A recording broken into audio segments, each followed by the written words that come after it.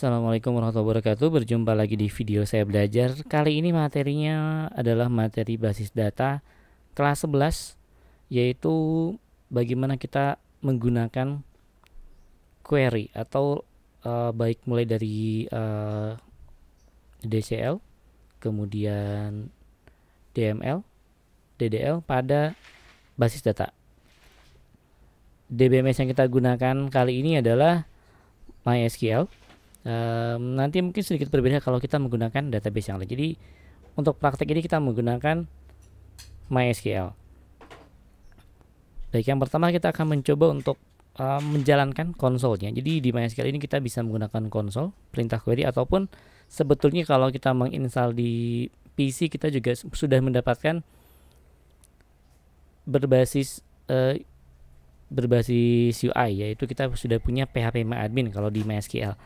Tapi untuk tahap awal mari kita mencoba untuk mengoperasikan konsolnya. Caranya adalah pastikan exam control panel ini saya menggunakan exam sudah running, sudah berjalan. Kemudian untuk kita memulai atau menjalankan konsolnya bisa di sini sebetulnya.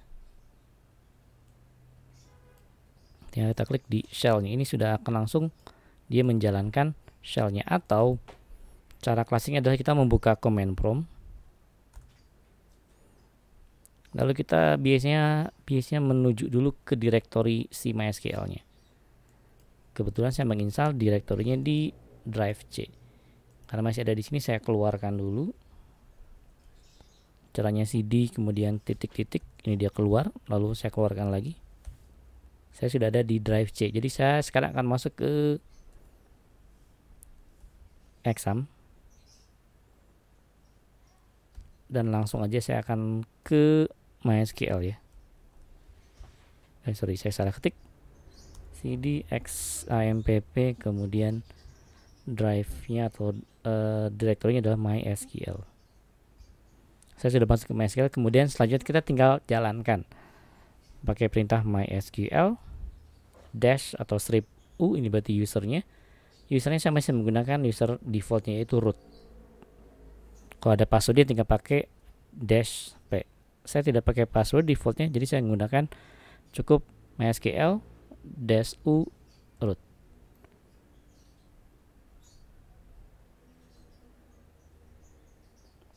Tidak ditemukan, oke. Oh sorry, dia adanya kalau tidak salah di bin ya. Oke, dia adanya di binary. Harusnya perintahnya saya jalankan di sini MySQL dash u root. Nah, dia akan mengaktifkan si MySQL-nya. Di sini kita baru bisa mengoperasikan database-nya. Perintah pertama ini saya maksimalkan dulu ya. Saya set dulu sebentar.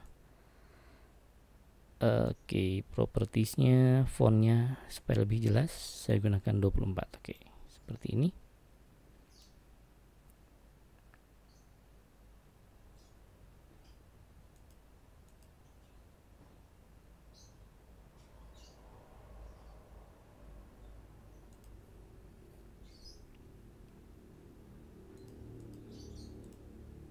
Jadi, perintah yang pertama adalah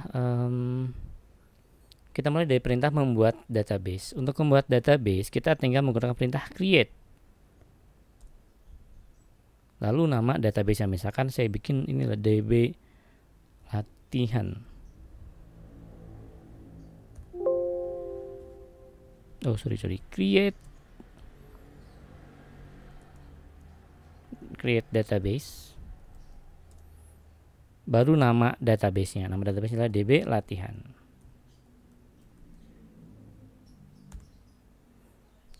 Di sini ada keterangan query OK, berarti perintah kita benar. Kemudian selanjutnya adalah untuk melihat database yang ada. Kalau tidak salah kita pakai apa ya? View ya, sebentar saya lupa lagi. Oh sorry, show. Kita cek dengan perintah show database ada s-nya, databases. Kita lihat, oh kebetulan di saya sudah punya banyak database. Ini kita cek, tadi saya buat db latihan ini sudah ada db latihan. Artinya kita sudah berhasil membuat database-nya. Selanjutnya, untuk bisa membuat tabel dan lain-lain, kita harus masuk dulu ke database-nya dengan menggunakan perintah use. Use, kalau tidak salah langsung nama database-nya, kita cek aja. Use DB latihan. Nah, database change. Jadi kita sekarang sudah ada di database yang baru kita buat tadi, DB latihan. Nah, dari sini baru kita bisa membuat perintah-perintah. Perintah yang pertama adalah kita coba membuat tabel. Perintahnya create table, lalu nama tabelnya, misalkan tabel siswa. Baru diikuti dengan, ini ada tanda kurung ya sebetulnya, tanda kurung. Nah, kemudian nama fieldnya, misalkan NIS, diikuti dengan tipe datanya. Lalu kalau kita membutuhkan misalkan dia sebagai primary key dan lain-lain, kita harus tuliskan juga, misalkan dia adalah primary key. Lalu pisahkan dengan tanda koma. Saya membuat field yang kedua adalah nama ini adalah varchar,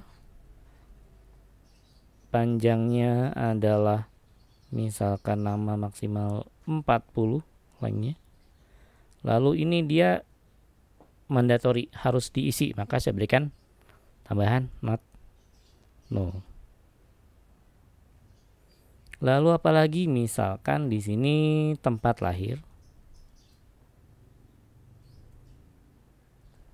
Tempat lahir ini dia tipe datanya misalkan varchar, lengthnya adalah 30. Dan terakhir tempat, ya betul, terakhir adalah tanggal lahir. Mohon maaf, ini tidak boleh ada spasi ya, jadi saya akan gabungkan. Lalu terakhir tanggal lahir, tipe datanya adalah date.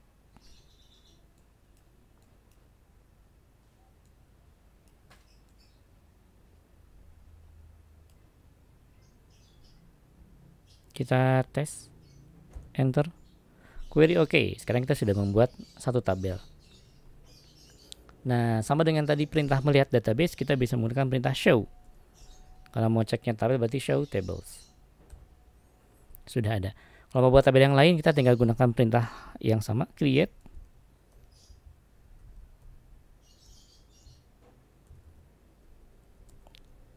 table, nama tabelnya, kemudian nama tabelnya adalah misalkan kelas. Baru diikuti dengan, ini saya biasa seperti ini, kurung buka kurung tutup supaya nggak kelupaan. Baru fieldnya misalkan kode kelas. Kode kelas ini dia saya bikinnya varchar misalkan. Lengthnya cukup 5 digit, 5 saja. Kemudian setelah itu saya punya nama kelas. Kemudian untuk kode kita gunakan sebagai primary key. Berarti saya tuliskan primary key. Ini tidak wajib, kalau memang kita tidak mau set dia sebagai primary key, tidak perlu ditambahkan. Jadi bisa saja misalkan untuk yang nama hanya seperti ini, nama varchar,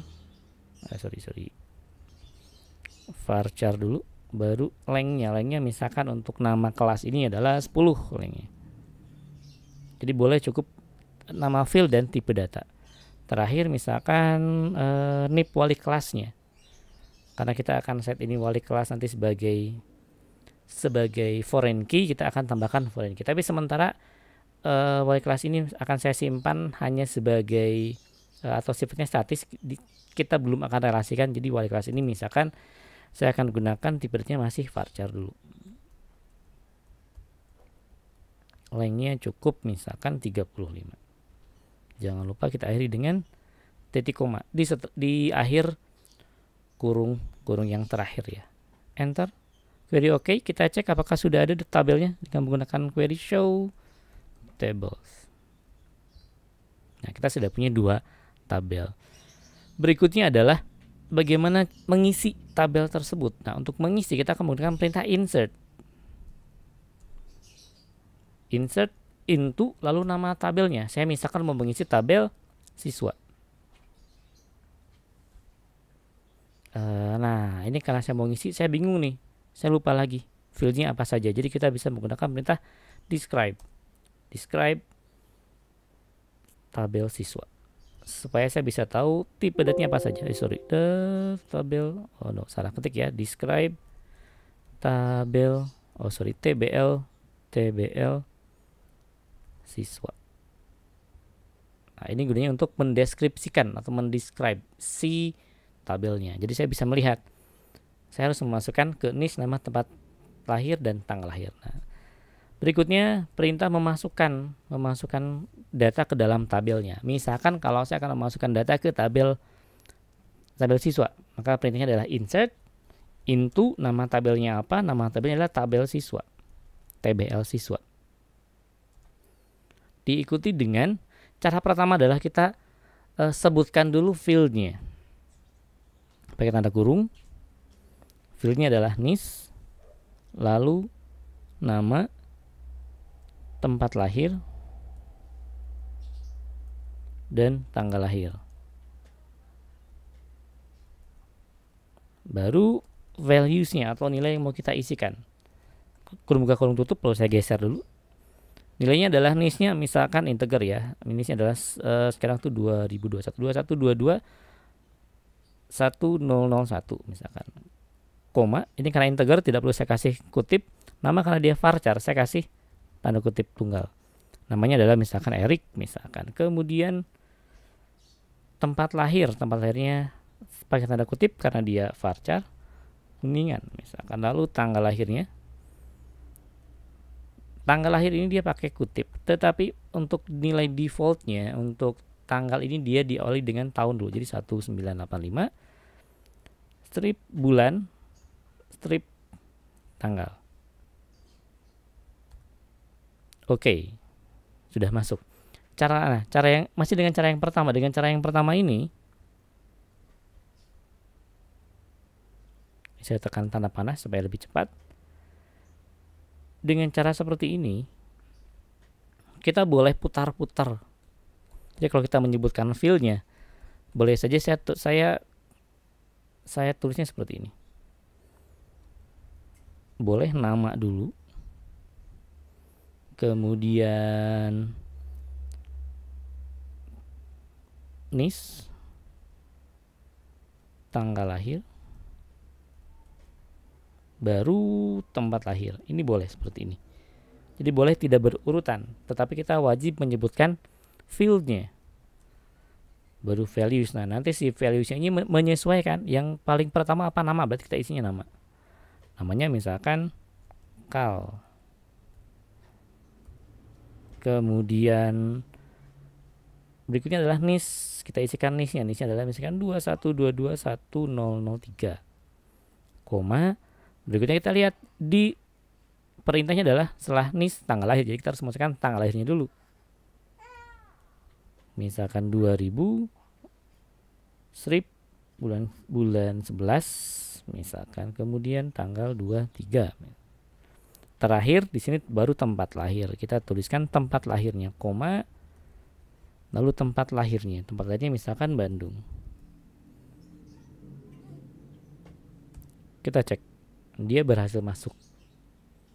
Ini cara yang pertama. Jadi kita, kalau cara yang pertama ini dia bisa bolak-balik, tidak harus berurutan, tetapi syaratnya adalah urutan di field harus sesuai dengan urutan di values-nya. Kita cek nih. Untuk mengeceknya kita gunakan perintah retrieve ya. Kalau kita sebutnya itu retrieve ini adalah perintah untuk menarik data. Perintah untuk retrieve adalah select. Saya mau ambil semua nilai, jadi select bintang. Lalu from, lalu nama tabelnya, tabel siswa. Kita cek sekarang datanya. Nah, sudah masuk. Cara yang kedua adalah kita tidak perlu menuliskan fieldnya, tetapi urutannya harus sesuai dengan urutan di struktur tabel. Jadi saya boleh menggunakan perintah insert into table siswa, TBL siswa, lalu langsung values. Boleh kita memasukkan dengan cara seperti ini dengan catatan urutannya harus sesuai. Berarti urutannya adalah NIS dulu 21221005 misalkan, kemudian namanya ya, karena urutan kedua itu nama. Jadi wajib kita menuliskan urutannya sama namanya, misalkan SQL. Berikutnya urutannya adalah tempat lahir. Kita tuliskan tempat lahirnya, misalkan Bandung Barat. Terakhir tanggal lahirnya. Tanggal lahirnya misalkan 2000, sorry kurang tanda kutip, kutip tunggal, 2000 bulan misalkan bulan 7 tanggal 24. Jangan lupa titik koma. Nah, syaratnya kalau kita menggunakan cara ini harus berurutan. Kemudian kita cek dulu ya. Kita cek pakai perintah select all from TBL siswa. Kita lihat apakah sudah masuk atau belum. Nah, sudah masuk. Nah, kalau menggunakan cara yang kedua, kalau saya menggunakan cara insert tanpa mendefinisikan si nah, kalau saya tuliskan tanpa mendefinisikan fieldnya, kita lihat kalau dia tidak berurutan, misalkan saya sembarangan nih, depannya langsung untuk nisnya, oke ini dia integer ya, misalkan nisnya sih benar ya, 2122106. Kemudian, nah ini saya tulisnya malah tanggal tempat lahir dulu, misalkan Cimahi.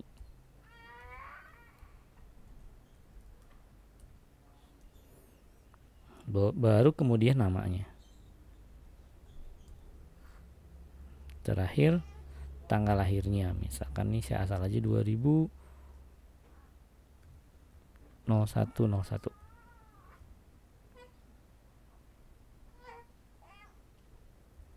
Nah, apakah berhasil? Ya, dia berhasil, tapi kita lihat dampaknya seperti apa. Saya pakai perintah select dulu, select all. Kalau saya menyebut all di query ini berarti tanda bintang ya, select bintang from TBL siswa. Yang terjadi adalah nanti posisi nama tertukar dengan tempat lahir. Jadi kalau kita menggunakan cara kedua, pastikan urutannya sesuai. Tidak boleh tidak berurutan.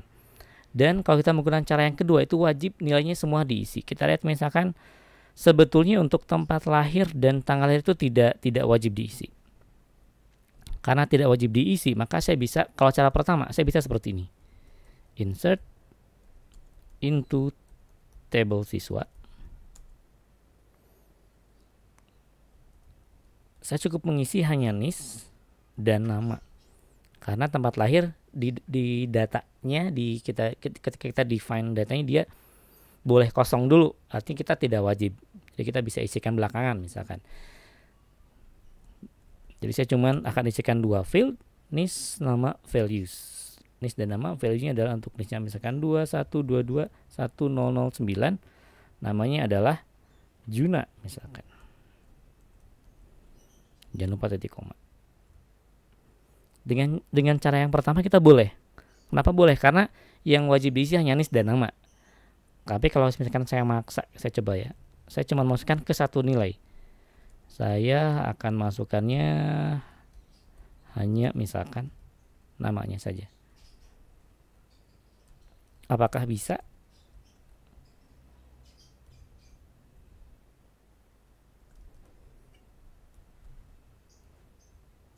Kita coba.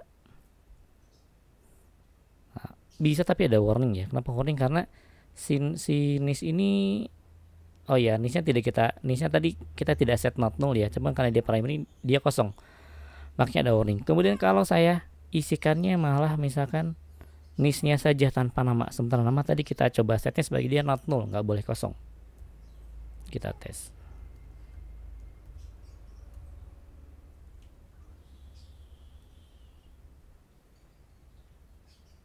Tabel siswa NIS values. Masih bisa ya. Kita cek sekarang, select all from. Tapi tetap ya ada warning, select all from tabel siswa. Nah, ini jadi warning. Kenapa tadi NIS jadi 0? Karena dia primary dikasih nilai 0. Kemudian ini nama jadi kosong juga. Padahal si nama ini harusnya nggak boleh kosong. Selanjutnya kita cek kalau menggunakan cara yang kedua, insert into table siswa. Saya cuma mau mengisikan hanya NIS dan nama misalkan. Jadi saya akan isikannya 212210008, belum ada ya, 008. Namanya adalah, kita tuliskan namanya, kemudian kita coba mau nggak dia, kita hanya saya kan cuma mau mengisi dua nilai, hanya NIS dan nama saja. Jadi saya cuman, ini kan berurutan NIS dan nama, tempat tanggal lahir kan belakangan. Apakah bisa? Tidak bisa. Jadi kalau menggunakan cara yang ini tidak bisa karena saya kurang value. Sebentar, kita tambahkan values, nama siswa values. Kita cek bisa nggak. Urutnya kan sudah tidak masalah, NIS dulu baru nama, tetapi yang dua di belakangnya tidak saya tambahkan. Apakah bisa? Tidak bisa. Jadi kalau kita menggunakan cara kedua, harus diisikan keempat nilai. Jadi kalau misalkan saya mau memasukkan hanya nama dan NIS saja, caranya adalah kita tetap harus menambahkan tetapi memberikan nilai kosong. Berarti cukup tanda kutip, tanda kutip, tanda kutip, tanda kutip. Artinya yang dua kolom berikutnya dikosongkan. Nah, ini baru bisa kalau kita menggunakan cara yang kedua. Tidak boleh jumlah nilainya itu tidak sesuai dengan jumlah kolomnya. Kita cek sekarang. Select all from tabel siswa. Data sudah masuk. Jadi kita sudah baca dua query, satu query untuk menambahkan, saya membuat tabel, kemudian yang kedua query untuk menambahkan data, dan query untuk melihat atau memanggil data. Memanggil data atau meretrieve data. Tapi kita baru separuh saja untuk yang selectnya, karena sebutnya dalam select nanti banyak variasi. Selanjutnya kita akan coba menghapus. Nah, untuk menghapus perintahnya adalah delete from nama tabelnya,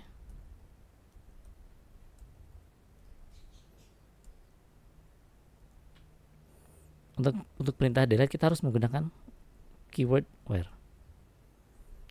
Kita harus menentukan mana yang mau kita hapus. Di sini saya akan menggunakan nama. Jadi where nama sama dengan, dan ini harus identik ya, namanya harus sama, karena kalau tidak dia datanya tidak ditemukan, misalkan seperti ini. Kita lihat apakah ada. Jadi select ya, select, saya pakai yang sudah ada saja, tidak berpengaruh, tetapi harusnya ini kita cek delete from table siswa. Kemudian juga tadi kita lihat di sini query row affected-nya 0, berarti tidak mempengaruhi apapun. Kita coba sekarang.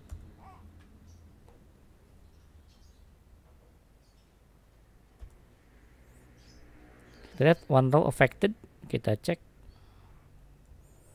sudah terhapus. Itulah mengapa sebetulnya ketika kita menggunakan perintah delete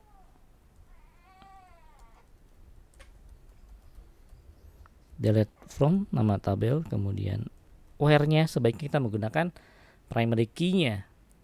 Kenapa harus menggunakan primary key? Nah, takutnya adalah ketika kita menggunakan ketika ada nilai yang sama, nanti ini akan mempengaruhi nilai yang lain. Sebelum kita coba yang delete, kita coba perintah berikutnya adalah update. Nah, update nama tabelnya. Jadi perintah untuk update nama tabelnya apa? Lalu ada set, sorry salah nih, tabel siswa. Saya mau mengubah, ini masih ada yang salah nih, tempat lahir.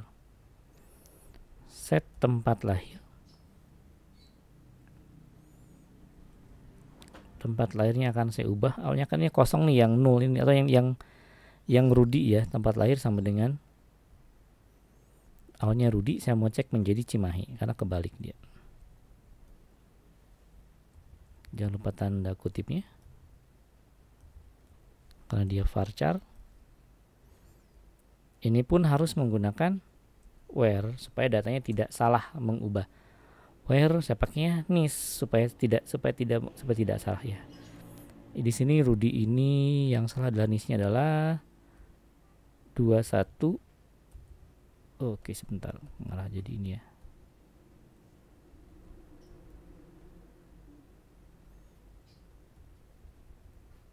Oke, kepijit. Kita lanjutkan update nama tabel, lalu set ini berarti kita akan ubah apa? Ubah tempat lahirnya menjadi Cimahi pakai tanda kutip, lalu pakai where itu di mana atau yang apa ya where ini di mana, jadi cocokkan datanya lah di mana nilai nisnya, yang nilai nisnya adalah 21221006. Jadi ubah tempat lahirnya menjadi Cimahi pada tabel siswa di mana nisnya 21 sekian. Kita lihat sekarang. Kita pakai perintah select lagi. Nah, sudah berubah sekarang. Ini kita lihat Cimahi aman. Oke.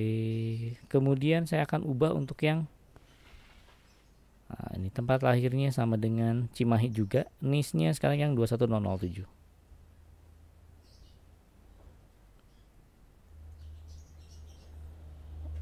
Berhasil. Kemudian saya cek lagi sekarang. Kita lihat ada dua yang Cimahi ya, ada yang 21006 dan 007. Nah, inilah mengapa saya jelaskan mengapa kita tidak bisa mengupdate atau mendelete kalau salah menentukan where-nya. Misalkan saya gunakan delete from atau saya update. Saya mau ngupdate ceritanya yang 21221006. Saya akan update namanya. Namanya kan tadi harusnya Rudy tuh. Tetapi kita lihat Rudy itu kan tempat lahirnya Cimahi. Nah, kalau kita paksa where tempat lahir sama dengan Cimahi, ini berhasil. Tapi ada ya berubahnya 2. Kenapa 2? Saya kan mau mengubah yang Rudy saja. Kita lihat. Kalau saya tidak menggunakan primary key, maka yang saya maksudkan kan yang ini nih yang saya ubah nih. Tetapi kok ini juga ikut berubah? Kenapa ikut berubah? Karena kita lihat yang tempat lahirnya Cimahi kan ada 2 orang. Maksud perintah ini adalah ubah namanya menjadi Rudy ketika atau jika tempat lahirnya Cimahi, maka akan berubah dua-duanya. Maka sebaiknya kita selalu menggunakan primary key setelah kata where-nya. Di sini primary key-nya kan NIS. NIS ini tidak mungkin ada yang sama. Jadi kita sudah pasti nanti nilainya hanya ada 1. Jadi kalau kita mau mengupdate ataupun mau mendelete, sebaiknya gunakan primary key-nya. Ini berlaku untuk update. Misalkan saya mau update namanya salah katanya. Namanya adalah salah nih. Namanya salah tabel siswa. Update tabel siswa set. Tadi update. Sekarang yang delete misalkan. Saya coba pakai delete. Saya mau mengubah nih. Saya mau menghapus yang Rudy nih, salah nih. Delete from tabel siswa. Where nama sama dengan Rudy. Kira-kira mana yang terhapus? Kalau saya menggunakan query-nya ini, maka ada 2 baris yang terhapus. Jadi hati-hati ketika kita menggunakan perintah where. Itulah mengapa kalau mau menggunakan perintah delete dan update, maka sebaiknya yang kita gunakan setelah where-nya adalah primary key-nya. Di sini primary key-nya atau kolom kuncinya adalah NIS. Where NIS sama dengan saya mau menghapus yang raksa nih karena dia datanya salah. Ya, berarti NIS-nya yang saya tuliskan berarti 2121008. Jadi ketika saya enter, 2021 salah ya, 2122 sorry. Ini 0 karena salah, berarti tidak ada yang terhapus. harusnya NIS-nya adalah 21221008. Maka hanya akan ada satu nilai yang terhapus saja. Kita cek hasilnya pakai perintah select. Jadi kita akan lihat isinya. Select all from tabel siswa. Hanya tersisa 1, 2, 3, dan 4 data. Karena tadi kita sudah hapus yang, sebentar.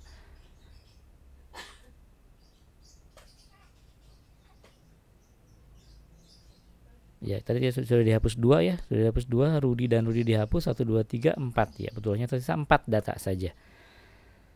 Nah, perintah where ini juga bisa digunakan di perintah select untuk memfilter datanya. Jadi select all from, jadi kita kembali ke perintah select. Select all from tabel siswa. Kita juga bisa menggunakan perintah where. Jadi where ini untuk memfilter data. Where misalkan where NIS sama dengan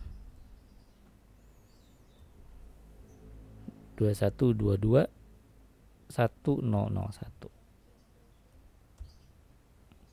Hanya ada satu data. Atau kita bisa memfilter yang nanti tempat tanggal lahirnya di Bandung. Kita juga bisa lakukan dengan menambahkan query where. Tetapi untuk query where di select kita akan bahas di video yang terpisah karena cukup banyak variasi dari select dan juga dari where-nya, sehingga kita akan bahas where dan select di video yang terpisah. Nah, untuk review materi database di perintah ini kita cukupkan dulu ya. Nah, untuk belajar di online kita akan, karena dia tidak punya konsol, kita bisa menggunakan PHPMyAdmin. Saya belum cek apakah ada aplikasi untuk ini ya, aplikasi untuk remote MySQL Server. Nanti saya akan coba cek apakah ada aplikasi di handphone untuk meremote database. Harusnya ada, sehingga kita bisa menggunakan konsol atau ya kita menggunakan GUI-nya. Ini juga perintah-perintah ini bisa kalian gunakan tidak hanya di sini, tapi kita juga bisa menggunakan PHPMyAdmin-nya. Jadi kita bisa, kalau di localhost kita bisa membuka localhost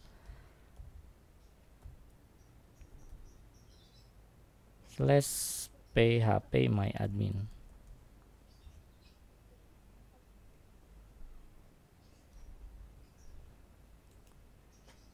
Perintah-perintah query tadi kalau memang tidak bisa di konsol, bisa kita praktekkan di sini.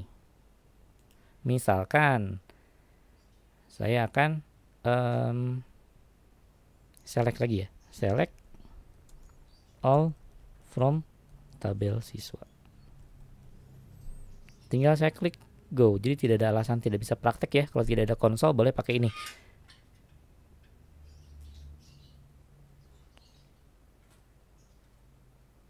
Kenapa error? Karena saya belum pilih database-nya. Nah, bedanya di sini kalau di PHPMyAdmin kita harus pilih dulu database-nya.